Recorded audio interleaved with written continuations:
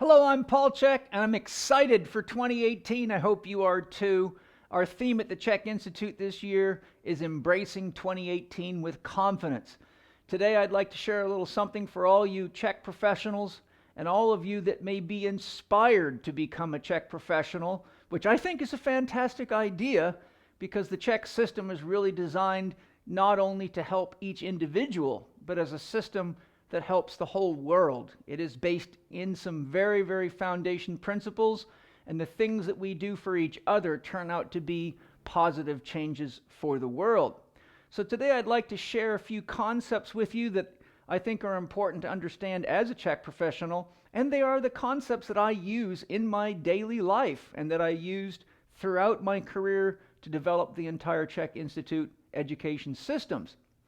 So to start with, I'd like to say that complexity needs simplicity to be sustainable. And those of you that have climbed the Chek ladder know that it gets quite complex. Human anatomy and physiology is complex, and there's no way around it. You can't simplify it too much or it becomes potentially dangerous. Chek 4-quadrant coaching mastery shows you the complexity of the human psyche, the human tendency for beliefs and values, and how people can get caught in themselves and their lives can get very, very complex, and people get so busy that they overlook the things that are ultimately the most important and the things that provide health. So what I'd like to share with you today are some real basic concepts that I use to organize myself and to organize my clients and keep people flowing so that they continue growing. And 2018 is a year to grow. And when we have confidence in ourselves, then we embrace the opportunities for growth much more easily and much more naturally. Now, the Chek systems are, as I said, based on some very simple concepts. So what I'd like to do is start out by giving you an example of how simplicity is what underlies or holds complexity up and even together. Let's think about a cathedral. A cathedral is usually a very beautiful building. Many of them were built by the Freemasons, who were master builders, were experts in geometry, understood metaphysics, understood earth sciences. And if you go to a beautiful cathedral, you'll see very exotic stonework, very exotic artwork, very exotic windows, sculptures, geometrical precision, and often a lot of beauty. You'll see exotic chandeliers. The floors are often beautiful marble and stone, and you look at a place like that and you just go, wow, who in the world built this place? And rightfully so. Yet, underlying even the most exotic cathedral, there is something very simple called a foundation. And if that foundation is not built well, and it begins to sag or crack, then what you see is that all of a sudden windows and doors won't open or close effectively. Things begin to crack. Things are no longer level. Chandeliers don't hang straight. And it starts to take on a strange, almost haunted look. And if a person continues to try to deal with a problem in the complexity of a structure without dealing with the simplicity of a structure, then the next thing you know, you're having to shave the edges off of doors and do funny things with windows and try to constantly use patch jobs and patch technologies. And you get to the point where it just won't hold itself together anymore. And unfortunately today, most people's lives have become so very complex. There's massive amounts of information being moved through each individual today. I recently saw something where they said that today, in one 24-hour period, a person processes more information than they did in an entire lifetime 100 years ago. I believe that was the CEO of Google or somebody talking like that, about that. So next, if we look at an engine, I imagine some of you have some experience with engines or have looked under the hood. And in a modern car, it is just loaded with electronics and wires, and it looks like a science laboratory under there. Yet, what is behind an engine and all that complexity is actually something very simple. For an engine to run, it has to have three basic things. One, it has to have compression. If there is not compression inside the cylinders, the fuel will not ignite. Two, it has to have fuel. Three, it has to have ignition. So if the electronic ignition systems don't work, then the engine won't run. So not understanding that, many amateur mechanics spend all sorts of money just replacing parts, hoping to get their car running better, only to find out it was a clogged fuel filter, or later to find out that the rings are worn out and that's why the car's burning oil, and eventually it just won't hold compression. And it could be as something as simple as a plug wire not seated properly. So a good mechanic, no matter how complex a problem sounds, always begins the procedure by making sure there's ignition, fuel, and compression, just like a good builder makes sure that the foundation is extremely well built, because that foundation has to last for as long as possible and has to weather things like earthquakes, heavy storms, and a variety of stressors, including things like animals digging underneath it. Now, when we get to a living philosophy is essentially the belief system that a person uses consciously or unconsciously to guide their choices in life, and it is usually a collection of beliefs. Living philosophies always have something to do with rituals. Rituals are the things that we repeat. For example, most of us eat breakfast, lunch, and dinner. That is a ritual. Is essentially important, because if your life gets so complicated that you start skipping meals, then you start having blood sugar handling problems, then you end up having high cortisol, then you end up burning your adrenal glands out, then you start having immune compromise, and the whole thing starts to get more and more and more complicated, more and more expensive. So when it comes to a living philosophy and rituals, we want to understand that the Chek professional's journey really is a mastery of what I call 4 doctor basics. So what I'd like to do to begin is just outline some of the basics so that those of you that are Chek professionals can take a moment just to recheck in with yourself and say, am I mastering the basics? And are my rituals in the basics, or are my rituals foundational for the complexity that I have to deal with every day as a Chek professional, interacting with other people and the challenges in their lives? So to do that, let's start by simply drawing a cross. At the top, we have Dr. Movement. At the bottom, we have Dr. Quiet. Here, we're going to make an arrow. Here we have Dr. Diet. And over here, we have Dr.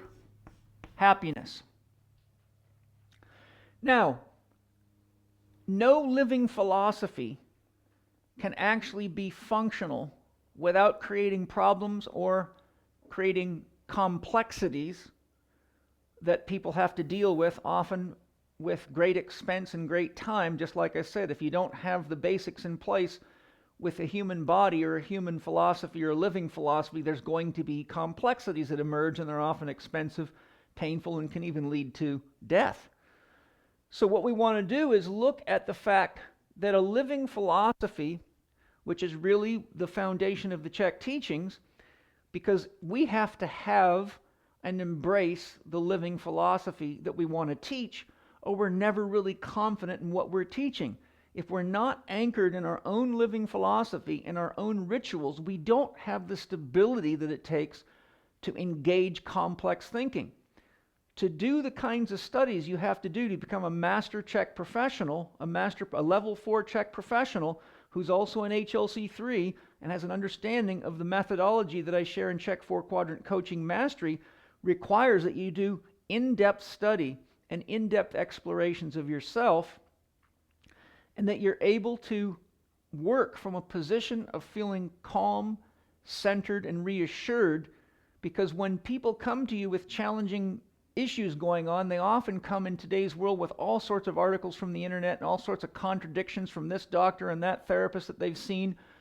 So oftentimes we present things to them like removing gluten out of their diet, and what we end up with is someone coming back with a bunch of research papers and that will sit there and argue with you because they're trapped in complexity and they don't realize that the things that need to change in order for health to emerge are simple things. The simple things that we have to have adequate mastery of so we feel confident in are these 4 doctors. So first we have Dr. Happiness. Dr. Happiness means, what is it that is happy making for me? But first of all, what is my dream? Once you know what your dream is, then you have a North Pole. You have a direction that you can use. Your compass now has a needle. You have a sense of, what is it that I'm doing? Where am I going? And what do I need to get there? As the old saying goes, if you don't know where you're going, any road will get you there. And that usually leads to confusion. And confusion really is an expression of chaos. And if you look into chaos theory, you'll find there's a fair bit of complexity involved in it. So Dr. Happy then is the overarching principle of what is my dream. And in order to have a dream and live our dream has to be supported by values, or we don't know when to say yes and when to say no. So the dream means we have to have values.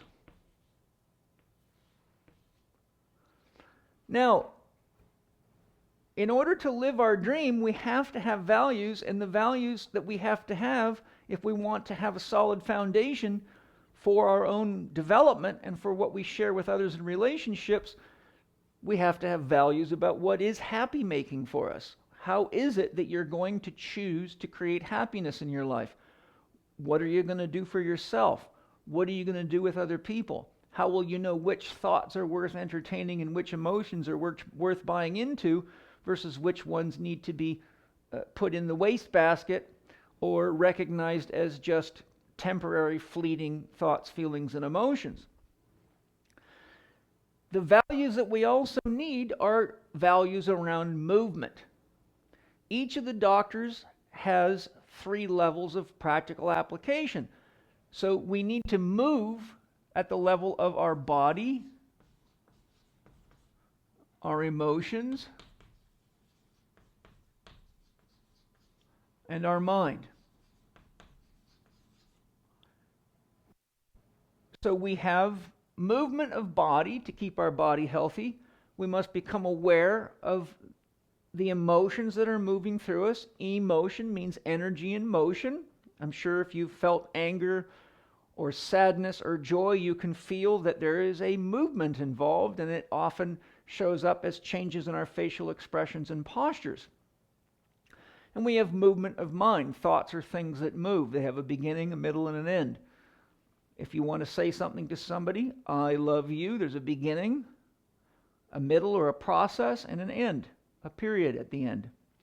So thoughts and emotions and body all need to be brought into awareness, and we have to decide what we're going to put our energy into, what we want to keep moving, and what we want to let come to rest. Dr. Quiet stands for the principle of rest.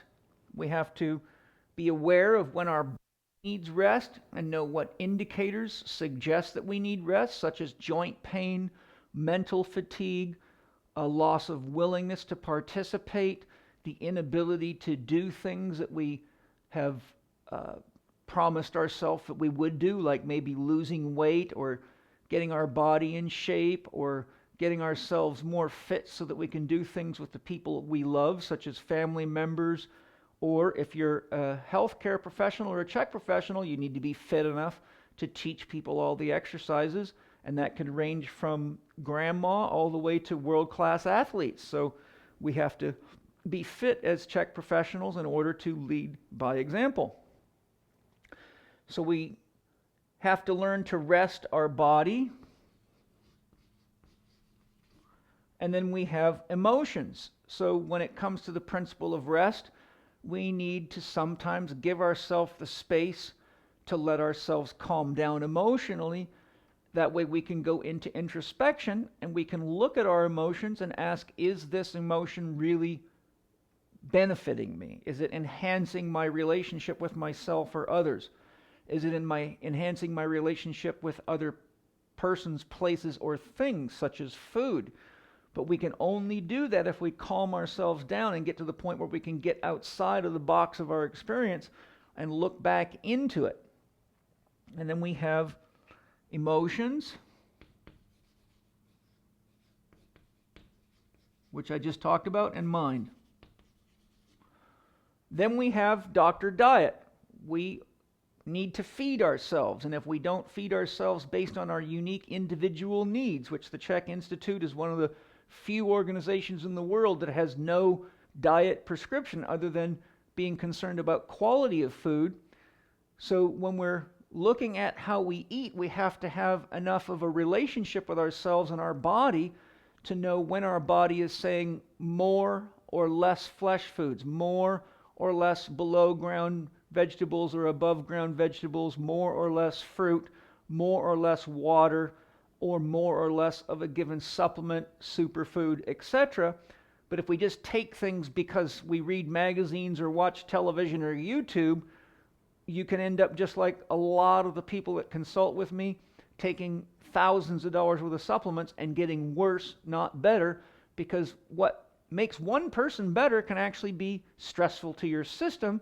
So if we don't spend enough time with Dr. Quiet and look into and feel our body, experience our emotions, and witness our mind, we don't really get clear on what it is that our body needs at any level. So Dr. Diet also has 3 levels of expression. We have to feed our body, which feeds on food. We have to feed our emotional body,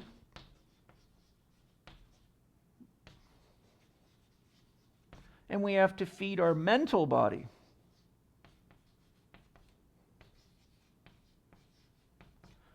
So our physical body feeds on food, our emotional body feeds on emotions, and our mental body feeds on thoughts, ideas, and or concepts. If we fill our head with the wrong ideas, it doesn't produce a positive outcome. If we're using the wrong concepts, then we don't get good results. And because we need to feed each of these, you can't grow your mind if you don't feed it. You can't grow your emotional capacity if you don't feed it by giving yourself the awareness and the opportunities to grow. And if we don't feed our body well, it doesn't take a genius to know that you're going to have problems. So we have movement of body, emotions, and mind, feeding the body, feeding the emotional body, feeding the mental body so that it's congruent with your dream, and we have our dream and our values.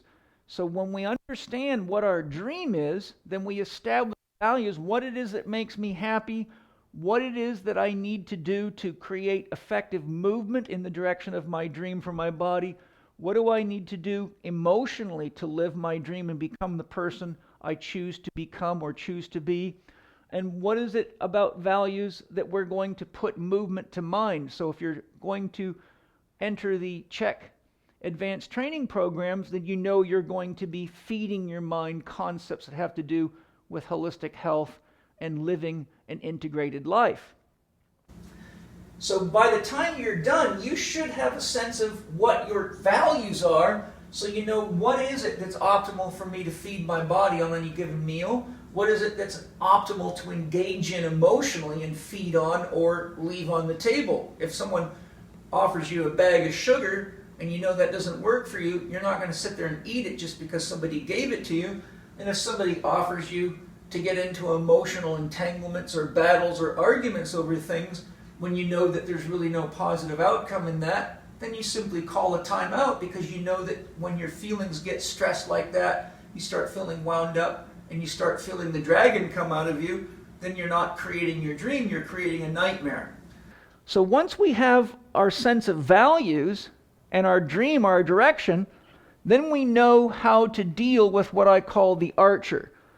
So the archer basically has his arrow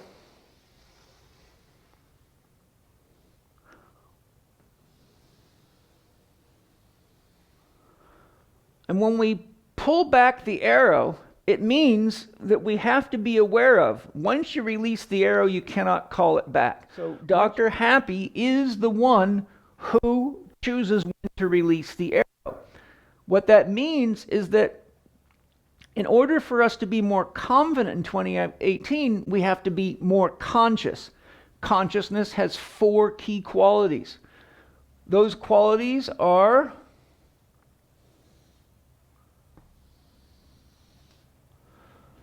thinking and feeling. Sensation and intuition.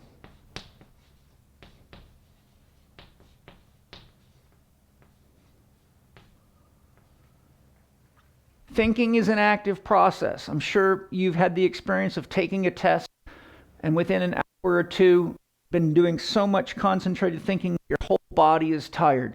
The brain consumes a huge amount of the available blood sugar at any time. Studies say as much as 80% of the available blood sugar is consumed by the brain whenever you're cognitively engaged.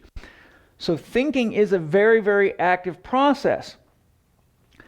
The functional or complementary opposite, the functional antagonist complementary opposite of thinking is feeling. If I say, feel what your stomach feels like right now, you usually have to stop thinking and bring your awareness down inside. Feel your posture. You have to stop thinking and bring your awareness down inside. So you see, thinking and feeling are essentially complementary opposites like yin and yang, but those two work together. If we think without feeling, then we make usually bad decisions. If we feel without thinking, then we usually become unrational. Sensation is based on our 5 senses, and we use our 5 senses to navigate the physical world. The earth plane, our sensation functions tell us, does something smell good? Should I eat it? They tell us, does it feel good? Is this chair comfortable? Am I holding on to the weightlifting bar properly? Sensation is what gives us real information in real time about the physical world. Sensation's functional complementary opposite is intuition. Intuition is very unique because it's a process of the universal mind. Intuitions often come in lightning flashes, and intuitions often come complete. But if we chop those intuitions up and they're mixed in with the thoughts that we're having about something that's unrelated to what we've been asking about or meditating on, then we end up taking sometimes years, if not forever, to get what could have come to us in an intuitive insight. So what you see here is that in order for us to have the simplicity that we need, we really need to ground ourselves in healthy rituals. Rituals are the foundation of complex thinking and complex activities and complex creativity or creations. If you're going to build something of any significance, but you're not doing it because you want to, then the chances of you doing the kind of work it takes to build something significant aren't very good. If you're building something significant, like doing the work to become a highly skilled Chek professional, but you're not moving effectively, you won't have the mental energy and the clarity and the health in your body to get the job done, and you probably won't feel good about sharing yourself with other people because something inside you says, I'm teaching people to do things that I won't do for myself. So you'll find yourself getting shut down. If we don't have adequate diet and we don't feed our body, our emotions, and our mind with the things that are dream affirmative or project affirmative, then we won't have the energy, we won't have the resources, and our body will be giving us problems, and it'll be like constantly being swarmed by flies. You can't focus on anything but swatting flies, flies being little niggles all over your body. If we don't have adequate rest, our body gets tired, as we don't have enough rest, our emotions become unstable because our hormonal system becomes unstable, and the animal of our body says, I need rest, I need to stop working so hard, I need time to regenerate, rebuild, and repair.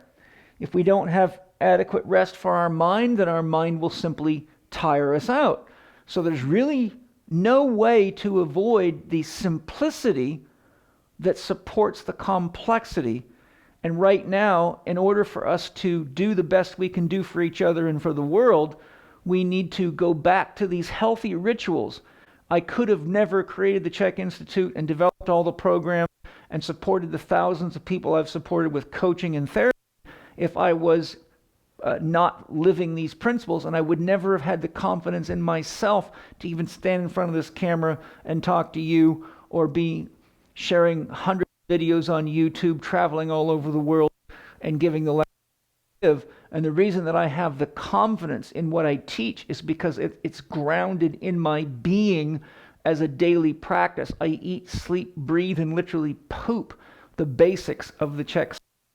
So I never have any fear about talking to even the smartest individual on any given topic that might be a client or mine or someone challenging me, because I can undress myself and stand naked in front of the world and say, this is the results of living the Chek system. So once we understand that becoming more conscious, and there's so many people today trying to be enlightened and seeking enlightenment, well, enlightenment really is nothing other than taking responsibility for what you create moment to moment, and being aware that if other people emulate what you share with the world and it enhances or detracts from their life, then to the degree that you're enhancing people's lives because the way you're living and what you're sharing is positive and serves to support a large number of people like humanity itself, then you are living an enlightened life. But to the degree that you're unaware that the way you're living is actually leading people into more complexity and more problems, then that demonstrates a lack of enlightenment. If we all master the basics of 4 doctors and we become conscious that with thinking we need to have adequate feeling, and with feeling we have to be aware that our body and our biochemistry has a huge influence on our feelings, and our thoughts and our dreams have influence on our feelings, because when we're inspired and we're in love with what we're doing, creating something that's sustainable. A labor of love is sustainable, but anything else is usually unsustainable and leads to a lot of complaining, a lot of grumbling, a lot of gossiping, and a lot of emotional energy that's very chaotic and unhealthy for everybody, including yourself. We know that sensation's very involved in consciousness, because we wouldn't know what we were doing, we wouldn't feel ourselves, and we wouldn't know whether we're doing something good for our body or not, or good for others or not, because we need to interact with people at the sensory level. But we also know that thinking and body and feeling alone won't get us there. None of the great thinkers, none of the great people that have shared amazing accomplishments, whether it be an Einstein, a Madame Curie, Martin Luther King, Gandhi, the great saints and sages, any of those great people. I've studied the biographies of over 100, probably 125 people in my career, and all of them were great users of intuition. So if we don't have a healthy enough body that we can calm it, and we don't learn to eat well and live well and breathe well and give the body the space it needs and the support it needs to completely relax and let the mind relax, then we never develop the open receptivity to receive flashes of insight from the great mind of the universe. So basically what that takes us to is mastery of the 4 doctor basics, which I explain in my book, The Last 4 Doctors You'll Ever Need, How to Get Healthy Now. I show you how to get your body doing much, much better and balanced out in my book, How to Eat, Move, and Be Healthy. And in order for us to have conscious growth as Chek professionals, or even to be inspired to be a Chek professional and do all the prerequisite work and begin living the practice, We have to become confident in ourselves as an individual with the awareness that we are 50% of every we relationship. If it's you and a client, you're 50% of that whole relationship. If 10% of you is gone because you're worried about your back pain or your stomach's bothering you or you forgot to eat or your mind's running around dealing with yesterday's bad news or gossip, then to the degree that you're 10% missing, there's 10% of you that the client cannot access, and there's 10% of you that's missing. That creates a 20% deficit in the relationship. And just imagine if your pilot in an airplane was 20% missing and the pilot and co-pilot were not able to connect with each other and be conscious. Would you want to ride in that airplane? I doubt it. When we're confident in ourselves and we're balanced and grounded in a living philosophy that has 4 doctors and we have healthy rituals, there's not much we need to be worried about. We have every reason to be confident because we know what makes health. We know what creates inner peace. We know how to create happiness because we do it every day. We know how to rest. We know how to listen to our bodies. We know the importance of intuition. We know the importance of resting and giving ourselves time for introspection, meditation, and having an inner life and growing the inner life. Whatever we do for ourselves, we do for relationships, and we do for all. We do for the world. As I often tell my students, it doesn't matter where you begin the Chek journey. If you're overweight, out of shape, you feel broken, you're always healthier than somebody else. And the day you start loving yourself and taking care of yourself and making changes, you're already a living example for other people. You are a teacher. The greatest teacher is the silent teacher. Everyone's watching. The greatest lover is the silent lover, because whenever we take the time to be fully centered in ourselves, live in love fully, our energy field grows and fills with our love, our life force, and wherever you go, people feel you. When you get onto an airplane, the flight attendants will sense your vibration and begin asking you questions about how your body got so healthy, or can you help me with my back problem? People just feel you. So the greatest lover is the silent lover. Right now, I think all of us would agree that there's way too much obesity, way too much disease, way too much financial stress, way too much racial infighting, religious infighting, political fighting, way too many problems with advanced technologies destroying the environment. And right now, today, is a great time for us to become the silent lovers and the silent teachers. And all we have to do is live those 4 doctors, have a dream, establish healthy values, learn to use the 4 qualities of consciousness in a balanced way. And the Chek education system teaches you not only how to do that, and it not only provides you amazing instructors that are excellent mentors that have really mastered everything they teach, but it gives you everything you need to feel good about yourself. It gives you the grounding, the openness, and the strength, the courage, and the confidence to use your intuition and to make it through your studies and to live and practice them each step of the way. So, my message for 2018 is not only be confident in yourself because you've got the basics mastered, but be the change. Right now, I think most of you, especially those of you that are intelligent, which I suspect is all of you if you've stuck with me this far, can look at the world and say we need good leadership, and it's not coming from the top in politics. We have got an issue where we need a ground-up change, and the world needs our help. People need our help, and we need each other. So thanks for joining me today. I hope that you're confident going into 2018. I'm confident, and I'm ready to share everything I've got with you. I'll see you at a Chek course, and if you're already a Chek professional, thank you so much for following me and sharing with me and being part of the team and doing your best for the world each day. I look forward to seeing all of you along the way. Thank you. I'm Paul Chek.